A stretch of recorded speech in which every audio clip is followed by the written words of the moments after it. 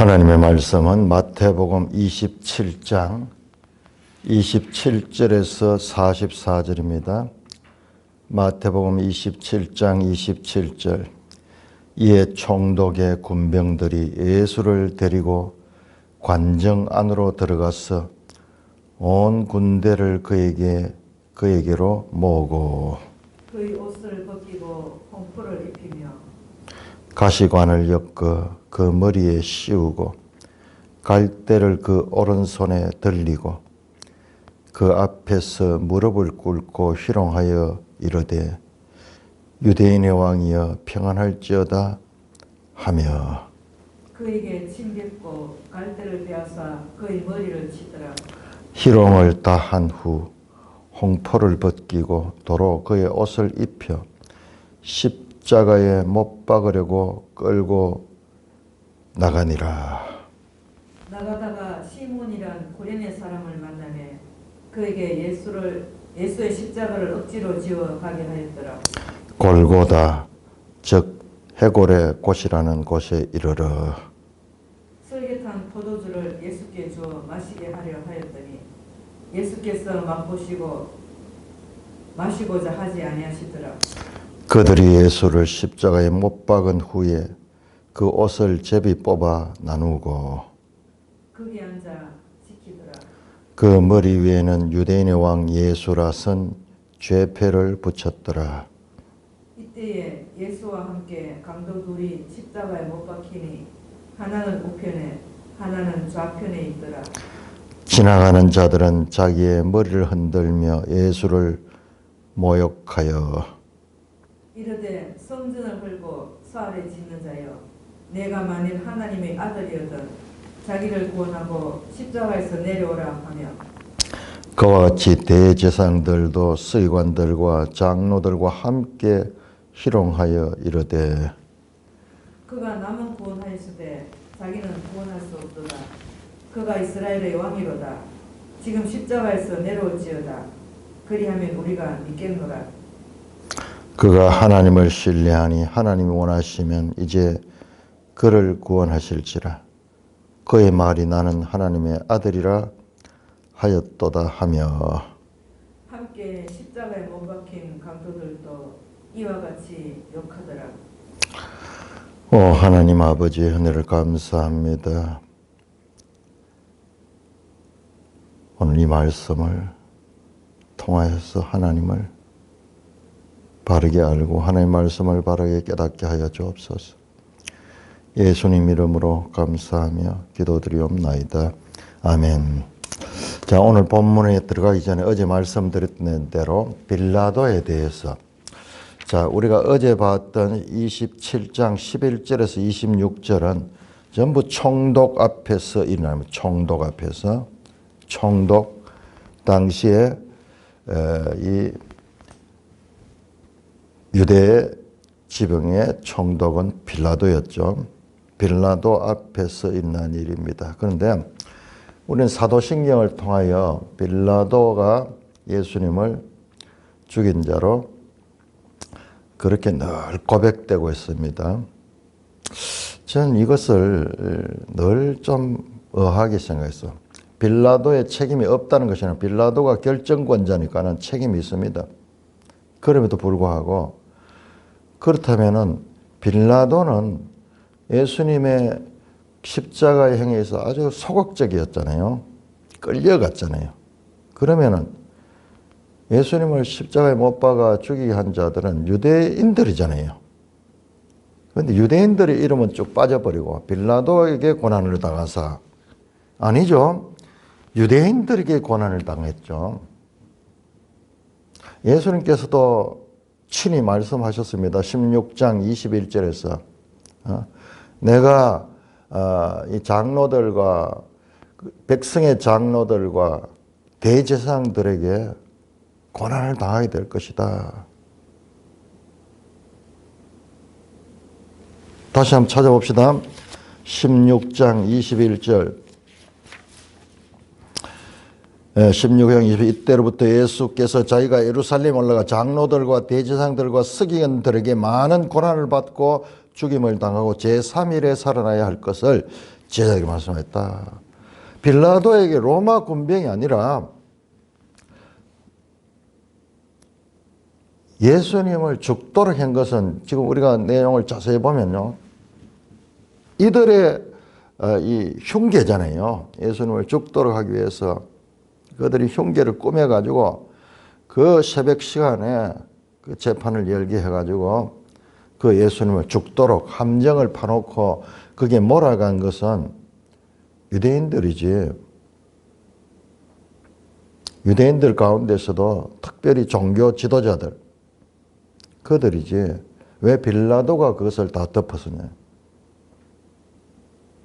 말씀드렸듯이 빌라도가 결정권자라는 그런 것이 있어서 책임을 면할 수는 없지만은 그러나 우리가 본문을 자세히 보시면요. 마태뿐만 아니라 누가복음, 요한복음을 보시면 깜짝 놀랄 정도로 빌라도는요. 이 일에서 손을 떼려고 했습니다. 우리 마태복음도 마찬가지잖아요. 심지어는 그 부인까지 와서 꿈을 꾸고 와가지고 그 빌라도를 이 일에 관여하지 말라고. 빌라도가 나중에 손을 씻으면서 나는 이 일에 내가 책임이 없다. 나는 이 일에 대해서는 무지하다. 너희가 이 일을 추진했고 너희 책임이다. 말로 그렇게 한다고 자기 책임이 없어지는 거 아니죠. 결정권자니까는. 그럼에도 불구하고 우리는 빌라도에게 권한을 받사 그러면서 이 유대 종교 지도자를 사도행에 쑥 빼버렸어. 너무나 이상하고 그냥 오랫동안 그렇게 해왔으니까 그냥 따라가면 되는 것 같지만요. 이건 그렇지 않습니다. 지금도요, 우리가 신앙생활 하는 가운데서 오해가 얼마나 많은지 몰라요. 지금도. 우리는 성경을 공부하는 이유는요, 성경을 바르게 알고 지금까지 잘못된 전통이 있으면 그것을 바르게 해야 됩니다. 우리가 이렇게 이와 같이 사도신경에 빌라도를 넣고 빌라도를 악한 모든 책임 있는 자로 만드는 것은요. 교회 역사를 보면은 일부 지역이에요. 일부 지역. 서방교회. 우리가 지금 서방교회가 이 로마 가톨릭 교회, 로마 가톨릭 교회. 그 이전에요. 저 콥틱 교회가 어디냐 그러면은 북아프리카, 이집트, 그리고 북아프리카 또 중동 이런 지역을 갖다가 콥틱 교회를 한대요. 그들이 서방교회보다 더 진리에 밝다 그렇게 말씀드리진 않겠습니다. 우리는 이쪽에 대해서 잘 모르잖아요. 콥틱 교회, 동방교회에 대해서 잘 모르거든요. 그런데 그쪽에도 이렇게 깊이 들어보면요. 비성경적인 요소가 너무 많아요. 그러나 깜짝 놀란 것은 빌라도에 대한 판단은 이 콥틱 교회는요. 아주 호의적이에요. 호의적입니다. 심지어는 이집트 이 콥틱 교회는요. 빌라도를 성인으로 선포했다. 성인. 어떻게 해서 이렇게 되냐. 심지어는요. 터툴리안이라는 아주 유명한 이 초기의 신학자가 있거든요. 터툴리안 대단한 분이에요. 그 터툴리안 경우도 그의 문서 가운데는요. 나중에 빌라도가 나중에 회개하고 기독교인이 되었다고 그런 기록을 남기고 있습니다. 오리겐도 빌라도가 손을 씻은 것은 예수님에 대한 존경의 표현으로 해석을 했다. 오리겐의 마태복음 주석에서 어쩔 수 없이 빌라도는 유대인들의 이 흉계와 유대인들의 그 무리를 선동해가지고 적극적으로 그래서 빌라도는 본인 판단으로선 이 일을 도저히 이것을 용납할 수 없어. 이 일을. 우리 마태복음에 나오잖아요. 빌라도가 알고 있었다잖아요. 그들이 시기로 예수를 넘겨준 줄 알고 있었잖아요. 자, 이와 같이 콥틱 교회나 이 초대교회 가운데서 빌라도에 대해서는 아주 호의적인 그런 평가가 있습니다. 이따 한번 보겠지만은 그 판단이 오히려 더 성경적이지 않은가. 우리는 잘못된 전통요, 얼마나 많은지 몰라요. 제가 전에도 이야기했지만은 로마 가톨릭 교회 전통에서 향유를 예수님에게 부은 자는 누구냐가 막달라 마리아라. 막달라 마리아도. 아니 성경 어디에 막달라 마리아가 예수님께 향유 부은 이야기 어디 나옵니까? 그 왜 그렇게 하느냐? 유럽의 곳곳 성당에 가면은 막달라 마리아 상 해놓고 그 옆에는 향유 떡 갖다 놓으면 그게 막달라 마리아예요. 성경을 보지 않고 그냥 전통을 따라서 그 이유를 내가 한번 추적해 봤더니만은 그 그레고리 5세인가 그 로마 황제가 그렇게 말했는 거예요. 그럼 그게 법이 되는 거예요. 교황이 그림. 그래, 그 이후로는 무조건 그렇게 되어버린 거예요. 그러니까 우리가 조금 이해할 수 있는 건 그 중세 시대는 성경이 없었잖아요. 개인들한테는 없었거든요. 그리고 그 라틴어로 번역이 돼 가지고 일부 사람들이 가지지만요. 성경을 제대로 보지 않았어요. 그러니까 종교개혁자들이 성경으로 돌아가자 했겠어요. 온갖 우상 숭배, 미신적인 요소, 온갖 종교 혼합적인 요소가 중세시대 가득 들어와 있어요. 이런 판단에 있어서도 우리가 그런 오류를 볼 수가 있습니다. 서방교회는요, 특히 로마 가톨릭 교회는 빌라도를 불의한 재판관으로 예수님을 죽음의 전적인 책임을 지는 자로 지금 사도신경 같은 경우 그렇잖아요. 여러분 사도신경이 이게 사도들의 이 고백이 아니에요. 사도들의 고백으로부터 이어왔겠지만은 이것이 오늘날 이런 형태로 완성된 것은요, 어떤 분이 연구했는가 하면 한 1000년경이 돼요. 1000년경. AD 1000년경. 그러니까는, 사도들의 고백 그 자체가 아니에요. 그 얼개는 그것을 유지하고 있지만은, 그래서 우리는 무조건 전통적인 거기에 따를 것이 아니라 성경을 보고는 성경을 가지고 정말 그것이 그러한가를 확인하는, 그러기 위해서 우리가 성경을 공부하잖아요. 우리가 마태복음 어제 읽었던 11절에서 26절 전부 빌라도 기사인데 거기에서 과연 빌라도가 모든 예수님의 죽음에 책임을 진 자로 그렇게 묘사하고 그것이 날마다 고백되고 그것이 명문화되어 가지고 그렇게 하는 것은 그건 잘못된 것 같아요.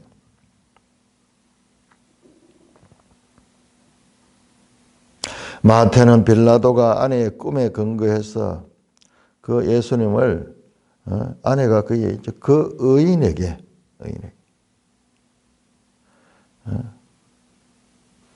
그 일에 관계하지 마라. 그렇게 했는데도 불구하고 서방교회는요, 오히려 자신의 무죄만 얻어낸 자로 묘사하면서 빌라도 아주 악하게 봅니다. 뿐만 아니라 빌라도는 예수님을 채찍질하고 십자가에 사형을 시켰다. 권한은 빌라도에게 있는 거 맞습니다. 그걸 부인하지 않습니다. 자, 그렇다면은 제가 이 통독을 하다가 놀라운 걸 발견했어요. 자, 베드로가 빌라도에 대한 평가하는 것이 사도행전 3장에 나옵니다. 우리 한번 찾아볼까요? 사도행전 3장.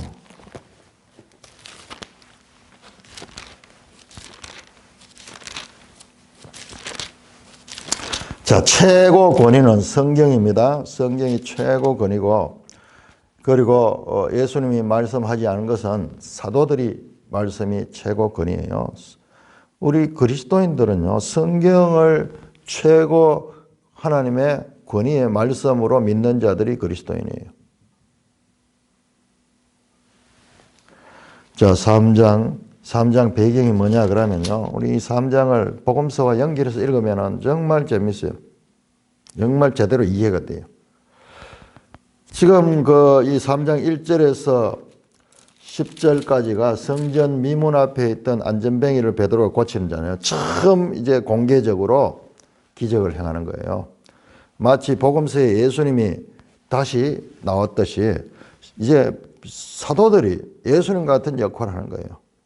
그 사이에 뭐가 있습니까? 성령의 능력을 받고, 성령의 능력을 받고, 말씀에 대한 새로운 해석뿐만 아니라 실제적으로 두나미스, 그 예수님이 가졌던 그 능력, 할 수 있음, 할 수 없는 존재에서 두나미스에서 두나미스를 가지고 있는 자로 돼서, 그래서 그 안전뱅이를 예수 이름으로 구원하는 내용이 나오죠. 이어서 자 11절부터 보시면요. 그러니까 사람들이 이 사건을 보고 놀라는 거예요. 다 놀라는 거예요. 11절 나은 사람이 베드로와 요한을 붙잡으니 모든 백성이 크게 놀라며 달려나가 솔로몬의 행각이라고 부르는 행각에 모이거늘. 그러니까 이게 성전 앞에서 일어났잖아요. 그 성전 안에 솔로몬 행각이 있는데 거기에 사람들이 다 모여 있는 거예요. 사람들이 눈으로 확인했잖아요. 저 사람은 늘 안전뱅이가 되어 성전 앞에서 구걸한 자다 하는 걸 알고 있었는데 그가 일어나니까 베드로가 그들을 향하여 말하면 베드로가 이것을 보고 백성이 말해 이스라엘 사람들아 왜 이걸 놀랐겠냐. 이건 내 힘으로 한 거 아니다. 내 힘으로 한 거가. 이것은 하나님의 권능이다. 거기 보세요. 12절 우리 개인의 권능과 경건으로 우리 개인의 권능 나오죠. 권능. 이게 두나미스예요. 우리 한번 찾아볼까요? 자, 권능이라는 단어가 얼마나 중요하냐. 두나미스가 얼마나 중요한가 하는 것을 내가 하기 때문에 한번 찾아보려고 합니다. 사도행전 3장 12절.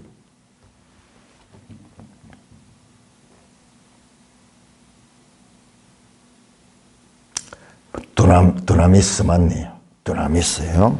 자, 한번 보세요. 제가 이걸 자꾸 기록을 하는 이유가 우리가 이 모르는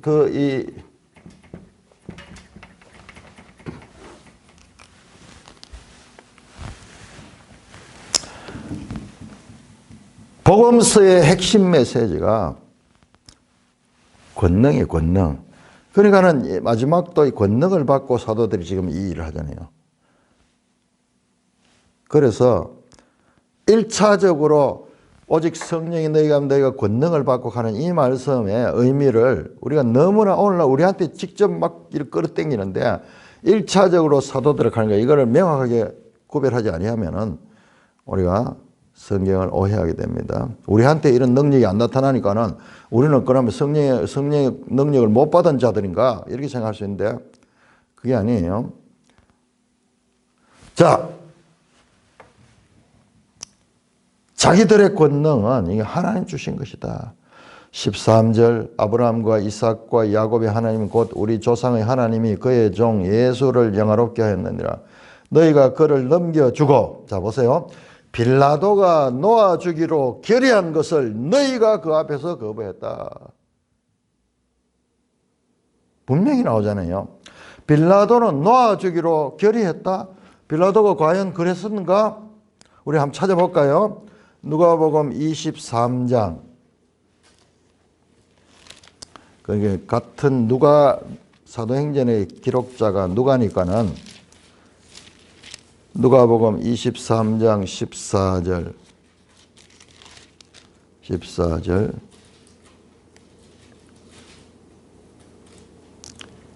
13절부터 빌라도가 대제사장들과 관리들과 백성을 불러 모으고 이르되 너희가 이 사람이 백성을 미혹하는 자라 하여 내게 끌고 왔더라. 보라 내가 너희 앞에 신문하였을 때 너희가 고발하는 이에 대해서 이 사람에게서 죄를 찾지 못하였고 헤롯이 또한 그렇게 하여 그를 우리에게 도로 보내었도다. 보라 그가 행한 일은 죽일 일이 없느니라 결단을 내렸어요. 판결을 내렸어요. 헤롯이 왜 그렇게 했냐. 헤롯이 통치하던 지역에서도 그렇게 결단을 했고 헤롯이 자기 책임을 면하여 빌라도한테 이걸 떠넘겨요. 예수님은 갈릴리 사람이니까는 갈릴리 지역은 헤롯이 통치했잖아요. 헤롯 안티파스입니까? 헤롯이통. 그런데 그를 이제 지금은 유대 예루살렘이 있으니까 예루살렘 관을 하는 빌라도에게 넘겼는 거예요. 헤롯도 그리했고 보라 그가 행한 일은 죽일 일이 없다. 그러므로 때려서 놓겠노라. 그렇게 결단했잖아요. 빌라도는 결단했습니다. 석방하겠다. 그러자 무리가 일제히 소리질러 이르되 이 사람을 없이하고 바라바를 우리에게 놓아주소서. 20절 빌라도는 예수를 놓고자 하여 다시 그들에게 말하되 그들이 소리질러 이르되 그를 십자가에. 빌라도가 과연 이 모든 책임을 져야 됩니까? 성경을 읽어도 왜 그냥 성경하고 그냥 고백하고는 관계없이 그렇게 하느냐. 석방하겠다고 하고 다시 한번 예수를 놓고자 하여 그들에게 말했다. 그러자 그 말이 떨어지자마자 유대인들이 소리를 질러 십자가에 못 박으라. 세 번째 22절 빌라도가 세 번째 말이 이 사람이 무슨 악한 일을 하였느냐. 그냥 훈방하겠다. 그냥 몇 대 때려가지고 훈방하겠다.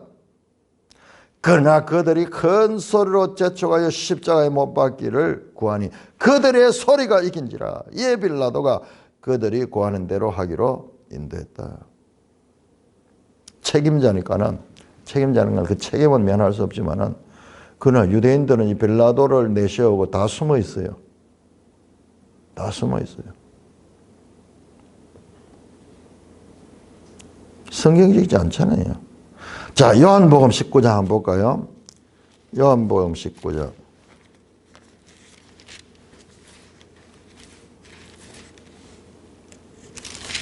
요한복음 19장 12절 이러함으로 빌라도가 예수를 놓으려고 힘썼으나 유대인들이 소리질러 이르되 이 사람을 놓으면 가이사의 충신이 아니라. 빌라도는 놓으려고 했습니다. 베드로도 분명히 말해요. 베드로가 말씀하잖아요. 빌라도가 놓아주기로 결의한 것을 너희가 그 앞에서 거부했다.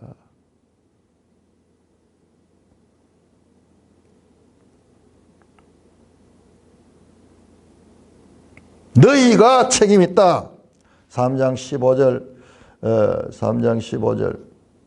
사도행전 3장 생명의 주를 죽였다. 그러나 하나님이 죽은 자 같은 너희를 그를 살렸다. 14절에 너희가 거룩하고 의로운 일을 거부하고 도리어 살인한 사람을 놓아주겠다. 분명히 책임을 유대 종교 지도자들과 그 유대인들 무리들에게 돌리고 있습니다. 자, 그래서 우리가 사도신경에서 빌라도에게 고난을 받으시고 가는 이 말씀은 저는 그렇게 하고 싶어요. 빌라도와 유대인들과 빌라도에게 고난을 받았다. 그렇게 해야 되지. 그 유대인을 빼면 안 돼요. 완전히 이거는 지금 빌라도에게 모든 걸 다 덮어 씌우는데 날마다 우리 입으로 그렇게 고백하고 있잖아요. 그 부분은 우리가 성경적으로 우리가 건전한 판단을 가지고 있는데 아무리 전통적으로 오래 내려온다 하더라도 이걸 보고도 그렇게 그냥 따라한다는 것은 그것은 잘못된 것이다. 우리 개혁은요. 계속 개혁해야 돼. 개혁주의는 계속 개혁하는 거예요. 우리 인간은 됐다 싶으면 그때부터 또 부패하기 시작하는 거예요. 굳기 시작하는 거예요. 그래서 계속 개혁, 우리 앞선 사람들이 보지 못한 거 우리가 발견하면 그걸 또 개혁하고 그렇게 해야 되는 것입니다. 자, 오늘 본문으로 돌아가겠습니다. 자, 27장 27절 이에 총독의 군병들이 예수를 데리고 관정 안으로 들어가 온 군대를 그에게로 모았다. 자, 예수님을 이 군병들이 온 군대 같으면요. 여기 한 600명에서 1000명 정도 돼. 그 예루살렘 안에 그 총독의 관정이 있는데 거기에 군대를 모으고 이제 로마 군인들에게 예수님이 넘겨집니다. 어제도 말씀드렸지만은 여러분들 이 마태복음에 엄청난 그런 구조적인 그런 표현이 있어요. 어제 봤던 그 바라바 있잖아요. 바라바 이름이 예수잖아요. 예수 바라바. 하나는 예수인데 사람의 아들, 아버지의 아들, 바라바 하는 게 아버지의 아들이거든요.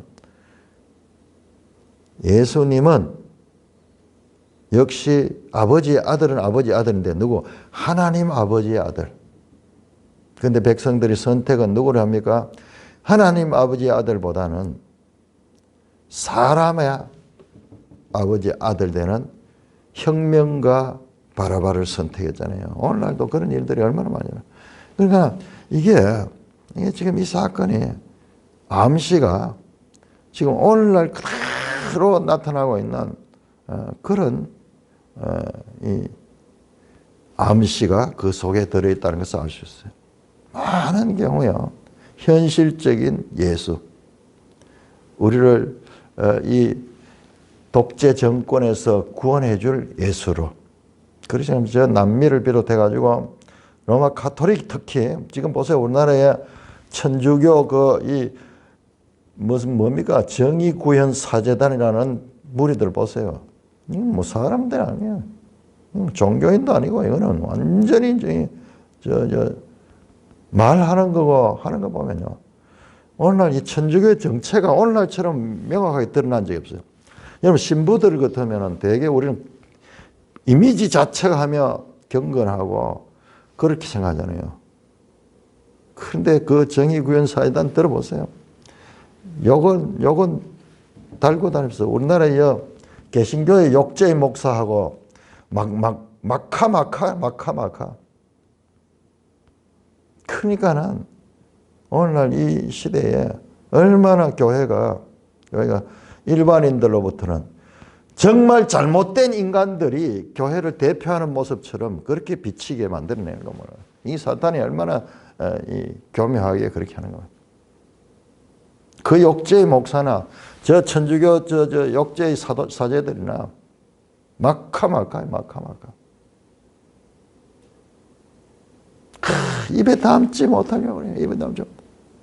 독설스러운 말하고. 이 정부가 하는 일은 무조건 잘못되고 그 실체가 드러나죠.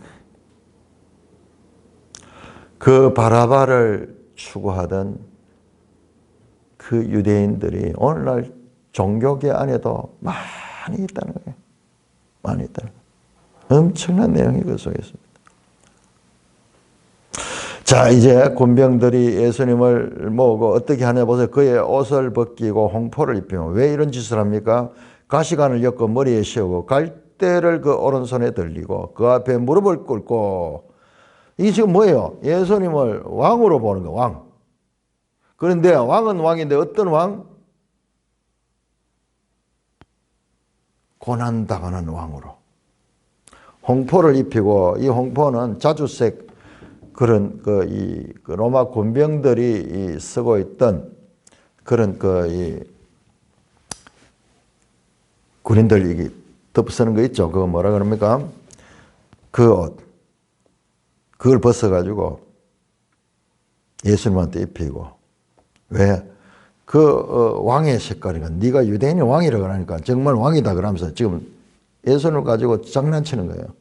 그 다음에 머리에 관은 과시관을 가지고 엮어가지고 왕관처럼 세우고,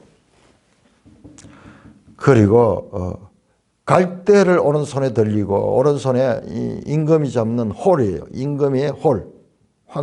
왕이 홀을 갈대로 주고, 이렇게 해서 무릎을 꿇고 왕 앞에 하듯이 무릎을 꿇고 조롱하는 거예요. 조롱합니다. 유대인의 왕, 유대 왕이여 평안할지어다.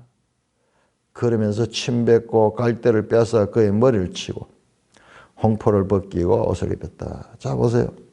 매일 성경 제목이에요. 십자가의 적유식이라고 합니다. 여러분 지금 보세요. 마태복음에서 제가 계속 이야기하냐. 역설. 왕인데 종 같은 왕. 왕인데 백마를 타지 않고 나귀 새끼를 타고 오는 왕. 왕은 왕인데 섬기는 왕. 왕인데 죽으러 오는 왕. 낮추는 사람이 큰 자가 되는 하나님 나라의 왕의 즉위식 자체가 지금 이렇습니다. 왕인데 조롱당하는 왕. 왕인데 가시관을 쓰신 왕. 모욕과 수치와 조롱의 가장 낮은 자리에서 온 땅이 꿇어 경배해야 할 통치자로 등극하자. 그 앞에 무릎을 꿇고 하는 거지. 이들은 조롱하고 있지만은 이것이 역설이 역설. 이 나라, 이 하나님 나라는 세상의 질서와 반대가 됩니다. 왕이지만은 짓밟히는 왕.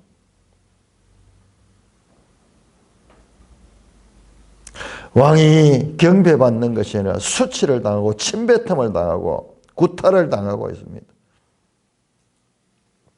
유대인들뿐만 아니라 이방인 군대가 예수님을 짓밟고 있는 것입니다. 이 왕이 바로 하나님 나라의 왕이고 그 하나님 나라의 질서는 이와 같은 질서를 가지고 있는 것이다. 지금까지 모든 예수님의 가르침을 그대로 당하고 있는 그림입니다.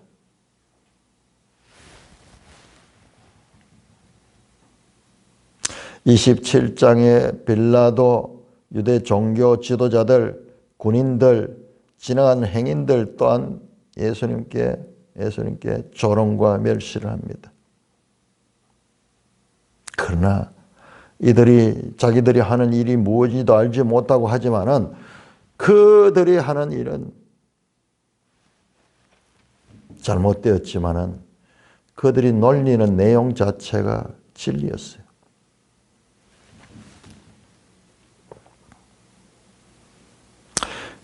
나가다가 그리고 이제 옷을 다시는 벗기고 홍포를 벗기고 희롱을 다 한 후에 17절에 홍포를 벗기고 도로 그의 옷을 입히고 십자가에 못 박으려고 끌고 나가시라. 여러분 이거 한번 보세요.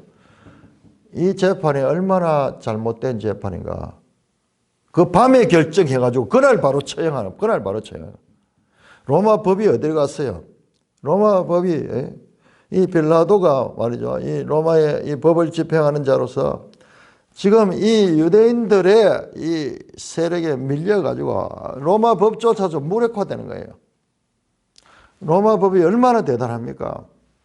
사도 바울이 재판받기 위해서 로마까지 몇 달이 걸쳐가지고 가도록 그렇게 인권을 존중하는 로마 법이었는데 지금 예수님에게 있어가지고는 어떻게 사형 집행을 그날 당일 처리해버려요.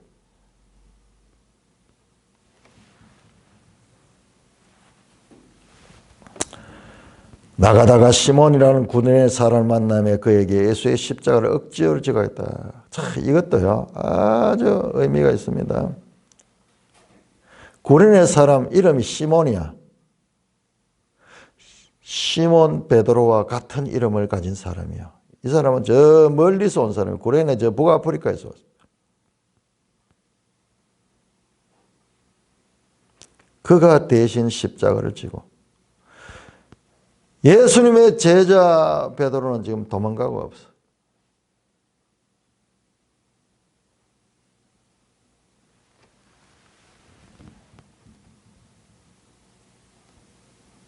(33절) 골고다 해골이라는 곳에 이르러. 골고다는 아람어로 골고다 1세기 예수님 당시에 언어가요. 아람어에서 아람어.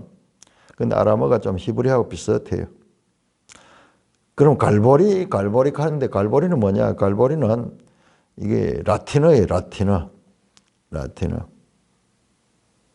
갈보리라는 단어는 성경에 안 나올 거야. 왜 그러냐면 라틴어는 나중에 번역됐거든요. 이 헬라어 성경을 나중에 라틴어로 번역했거든요. 그러니까는 성경 원문에는 갈보리라는 단어가 안 나올 거예요. 골고다 해골은 곳에 이르렀다. 썰get한 포도주를 주어 마시게 하였더니 예수께서 맛보시고 마시고자 한다. 아마 이게 설계탄 포도주가 조금 마취하는 그 고통이 얼마나 고통스러워요. 그 고통을 좀 덜게 하려고 마취 성분이 있는 그 포도주를 예수께서 그 맛을 보고는 마시지 않아요. 온전히 마취를 당하지 않고 온전히 그 모든 고통을 생생하게 경험하시기 위해서 그런 것입니다. 온전히 이 고통 속에 모든 인류의 모든 죄가 담겨 있기 때문에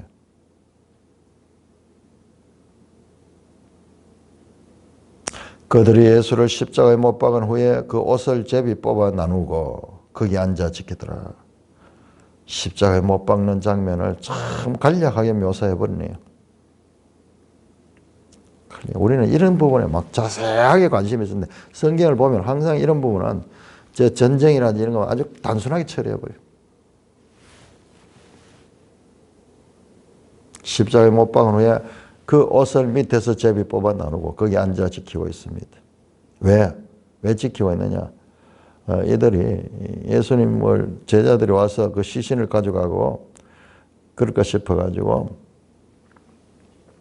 그리고 그 머리 위에는 유대인의 왕 예수라 하는 죄패를 붙였더라.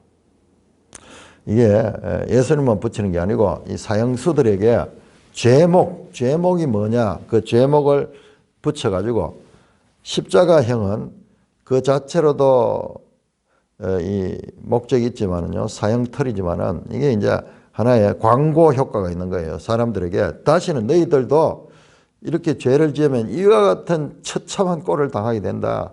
그래서 경고성 메시지이기 때문에 거기다가 죄패를 해가지고 이 사람은 살인죄를 저질렀다, 뭘 저질렀다, 그래 하면서 그 죄목을 썼는데 예수님에게는 뭐라고 썼느냐? 유대인의 왕 예수라 죄패를 붙였다. 유대인의 왕 예수다. 자, 여러분 여기 보세요. 지금 마지막에 갑자기 유대인의 왕이라는 말씀이 오늘 이 본문에도 2번 나옵니다. 저 로마 군병들이 예수님을 희롱할 때 유대인의 왕이여 평안할지어다. 그 다음에 오늘 37절에 유대인의 왕 예수라고 쓴 죄패다.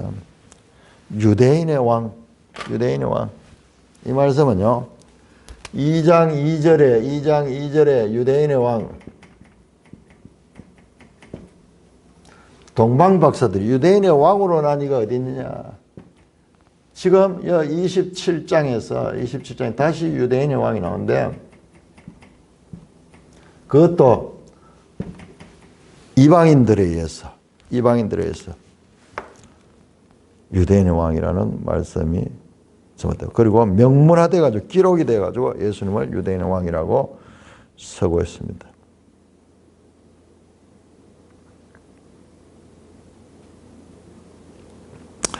영광의 왕을 위해 붙여진 가장 영예로운 글귀가 새겨졌습니다. 결과적으로는 그러니까 그 요한복음에 보면은 유대인의 왕을 쓰지 말고 자칭 유대인의 왕이라 쓰자고 그런 의견이 나오는데도 그 빌라도가 그냥 쓰라 이래가지고 그렇게 썼죠. 이때 예수와 함께 강도 둘이 십자가에 못 박인 하나는 우편에 하나는 좌편에 있더라. 내가 예루살렘에 가면은 예수님 내 아들들 가운데 하나는 예수님 우편에 하나는 예수님 좌편에 앉게 돼요. 20장에서 그렇게 세베대의 아들들의 어머니가 그렇게 말했죠. 근데 너희가 가는 길을 의미를 모른다. 내가 마시는 잔을 너희가 모른다. 내 우편에 앉아있고 내 좌편에 쓴다는 것이 어떤 의미인지 너희가 알았더라면 그렇게 구하지 않았을 것이다. 십자가의 길이다. 십자가. 강도, 이 사람들은 레스타이크하는 원어인데 이 사람들이 아마 열심당했을 거예요. 반역했던. 그러니까 이 사형은 보통 잘 안 시켰네요. 그러니까 로마에서 이 반역이 일어나는 것이 가장 빌라도가 막아야 될 그런 일이기 때문에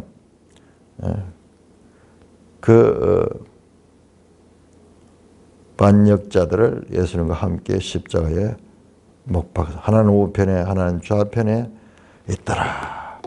자, 이 사건들도 그냥 사건의 나열을 거지만 이게 전부 성경을 이루는 거예요. 성경을 이루는 겁니다. 예수님 말씀뿐만 아니라 행동, 과정 모든 것들이 성경을 이룹니다. 자, 먼저 우리가 시편 22편 18편을 한번 보겠습니다. 시편 22편, 시편 69편부터 봐야 돼. 설계탄 포도주. 시편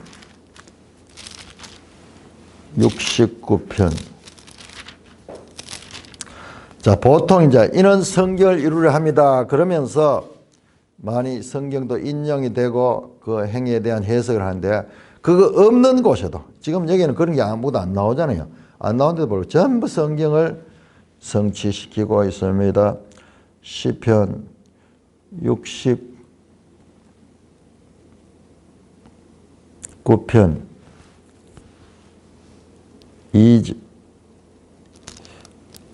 69편 21절. 그렇네요. 그들이 썰개를 나의 음식물로 주며 목마를 때는 초를 마시게 하였사오니. 자, 두 개입니다. 썰개와 초입니다. 썰개와 초. 자, 여기는 지금 일단 썰개가 나올 썰개. 초는 언제 나오냐? 우리가 27장 하고 27장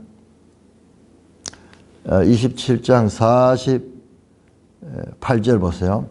그 중에 한 사람 달려 해면을 가져 신포도주를 적시어 갈대 깨어 마시겠다. 두 번입니다. 하나는 썰개를 탄 포도주고 하나는 신포도주니까 초에 초. 포도주가 초가 되는 상태죠. 신포도주. 지금 그대로 이루고 있죠. 그들이 썰개를 나의 음식물로 주며 목마를 때에는 초를 마시겠습니다.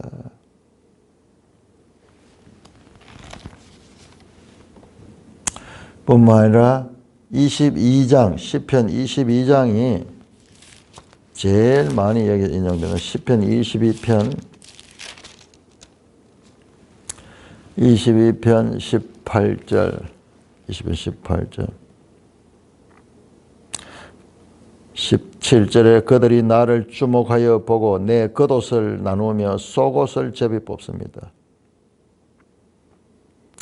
22장 전체가 예수님의 십자가의 말씀이에요. 제일 1절은 나의 하나님이여 나의 하나님이여 어찌하여 나를 보내 엘리 엘리 라마 사박타니 엘리 엘리 라마 아잡타니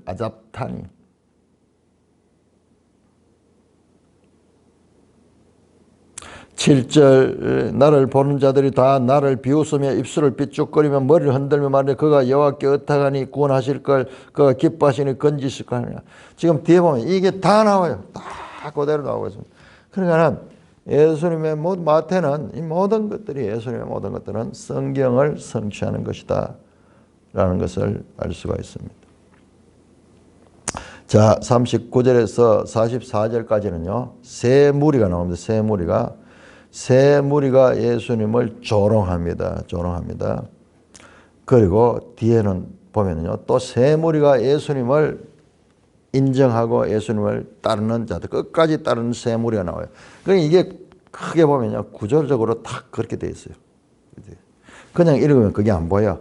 전체를 놓고 이렇게 그림으로 보면은 구조가 나오는데 먼저 악한 예수님을 조롱하는 세 무리. 첫째로 39절 나오는 지나가는 자들, 군중이죠. 자기 머리를 흔들며 예수를 모욕하며 방금 읽었던 시편 22편 7절 그 다음에 애가 2장 5절 막 이렇게 조롱할 때 머리를 흔들면서 막 이렇게 조롱하는 그런. 자, 그들이 먼저 1차적으로 말합니다. 자, 너는 성전을 헐고 사흘에 짓는 자다 그랬다. 네가 성전을 사흘 만에 짓겠다. 이거는 마태복음에 안 나오잖아요. 요한복음에 나오죠. 요한복음. 이 성전을 하려고 그러면 사흘 만에 내가 지기가. 그러니까 그게 그 예수님의 말씀들이 사람들이 아주 인상 깊게 남아 있는 거예요. 그때까지 아무도 이해 못 했잖아요. 요한복음 2장에 뭐 제자들도 예수님이 부활하신 후에 이제 그 말 뜻을 알았다. 듣기는 들었는데 무슨 뜻인지 몰랐다. 그래서 사람들이 그걸 알고 예수님 별명이야. 성전을 헐고 사흘을 짓는 자다. 네가 만일 하나님의 아들이거든 자기를 구원하고 십자가에서 내려와. 자, 여기에서도요.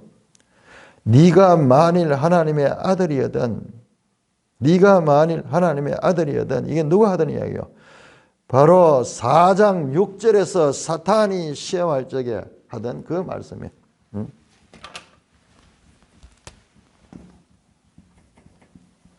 만일 하나님의 아들인가?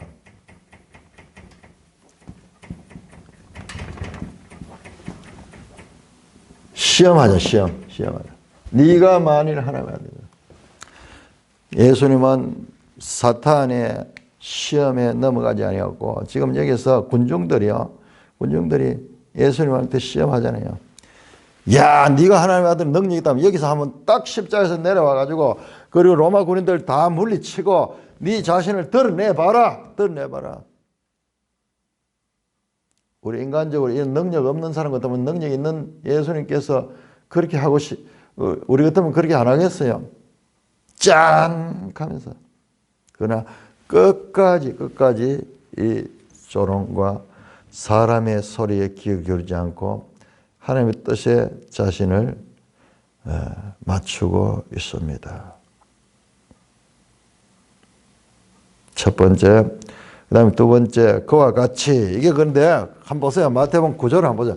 4장 6절. 아까 유대인의 왕도 2장 2절에서 27장에 이렇게 서로 인크로즈로 했죠. 이것도 초반에 4장 6절에서 27장에서 다시 인크로즈를 되는 거예요. 이렇게 되어 있다는 거는 나중에 내가 이거 한번 정리해 볼 거예요. 아주 정교한 구조로 되어 있다는 거는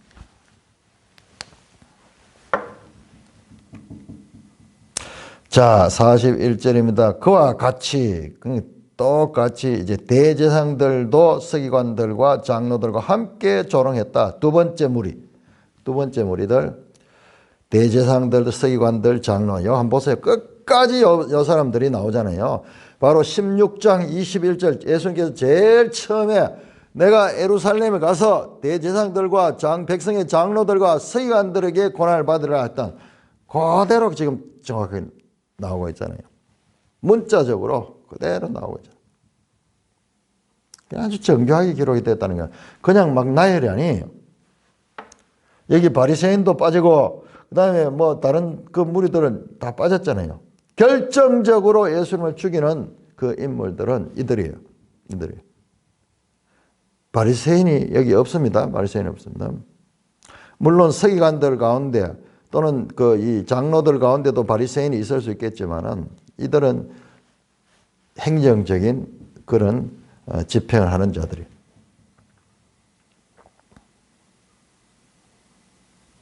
함께는 그가 남은 구원하였으니 자기는 구원할 수 없도다. 그가 이스라엘의 왕이로다. 이스라엘의 왕이다. 지금 십자가에서 내려오라 그러면서 이번에는 유대인의 왕뿐만 아니라 이스라엘 왕이라고 욕하고 있습니다. 조롱하고 있습니다. 지금 십자가에서 내려오죠. 그리하면 우리가 믿겠노라. 이 말씀도 그대로 시편 22편의 말씀입니다. 시편 22편 8절 그가 여호와께 의탁하니 구원하실 걸 그를 기뻐하시니 건지실 걸. 네가 이스라엘 왕인데 하나님 네를 구해줄 건데 네 한번 내려와 보라는 거예요. 지금 십자가에서 내려올 그리하면 우리가 믿겠노라. 43절 그가 하나님을 신뢰하니 하나님 원하시면 이제 그를 구원하실지라. 그의 말이 나는 하나님의 아들이라 하였다. 다시 하나님의 아들.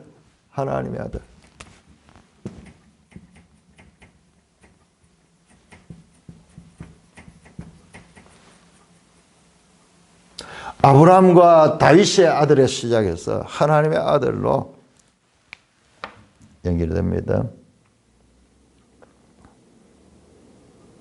자, 이들의 하는 행동과 말들은 예수님을 조롱하지만 이게 전부 다 예수님의 정체를 드러내는 이야기야.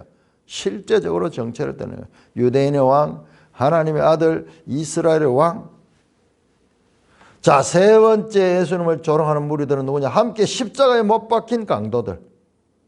함께 십자가에 못 박힌 강도들도 이와 같이 욕하더라.